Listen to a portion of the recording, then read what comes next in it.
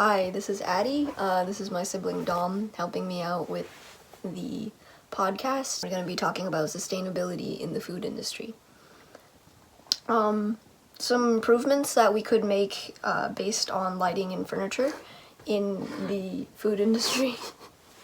We could introduce more solar energy into restaurants as a main power source. Solar energy would be more efficient in order to better to reduce electricity costs as well as reduce the amount of waste of electricity that we use. Just keeping the lights on in the restaurant is so expensive. Is so expensive. Like paying all the gas and electricity. The upkeep of a business is very important, and sustainability is something that we should press onto restaurants. Another thing that we can do is buy local pieces of furniture.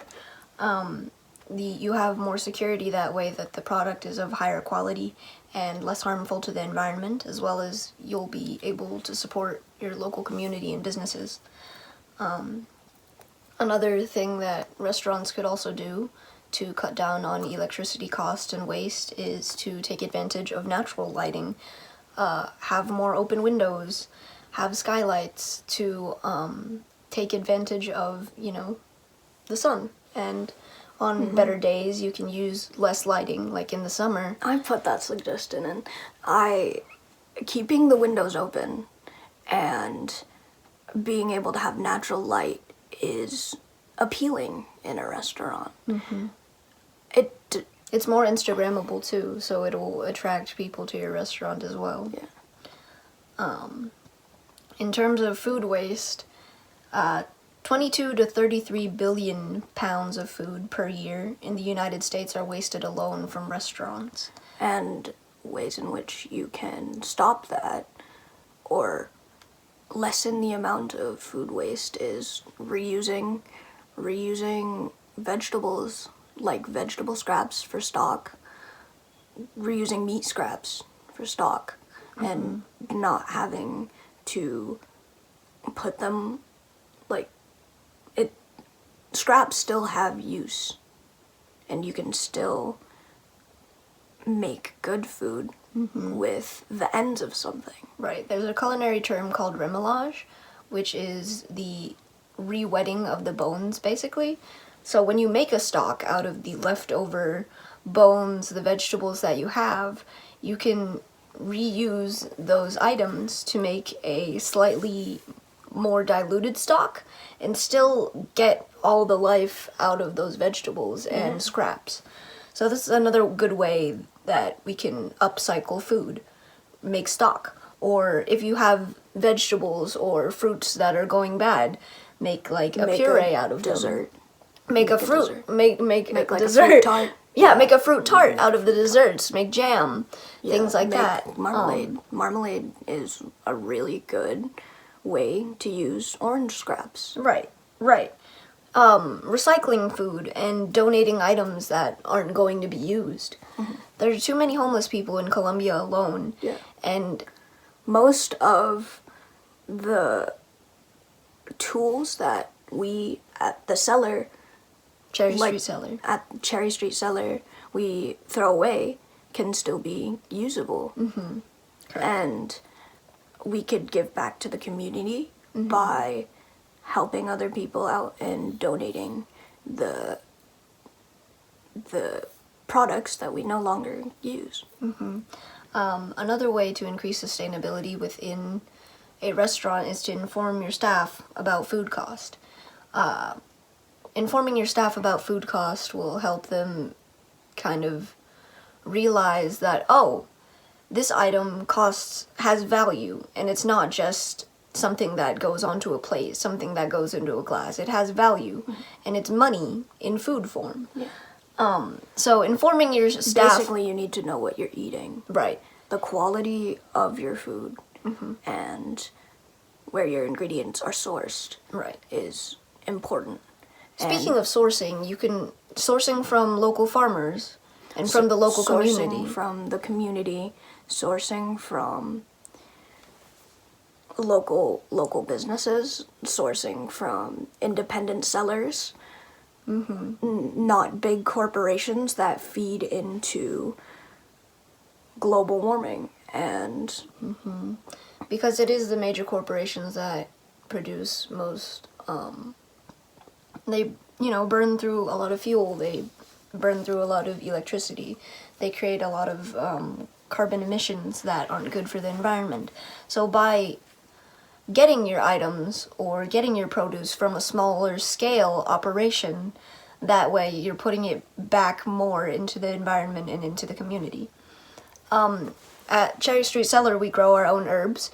When the season is right, we grow parsley, mint, and things like that. We have flowers outside for decoration. Right, and we grow, in that way we kind of recontribute to the environment. Yeah. Having flowers outside is a good way to bring the pollinators back in, especially with our location downtown. It's really good to have plants and wildlife growing in a place that is mostly residential. Right. In terms of reducing material waste, eco-friendly to-go containers made out of materials such as bamboo, sugarcane, or PLA, Paper. Plastic or paper, will reduce the amount Not of plastic. PLA plastic. PLA plastic. That's biodegradable plastic. Basically biodegradable togos. To-go togos. Yeah, togos. To-go containers. Those alone will really help the restaurant industry out in terms of sustainability and having, because styrofoam to-go containers can take up to millions of years to degrade. Yeah. They stay in the land. Once they go in the landfill, they stay there. They stay in the landfill. They live in the landfill. Yeah. So and that's why we have so many problems surrounding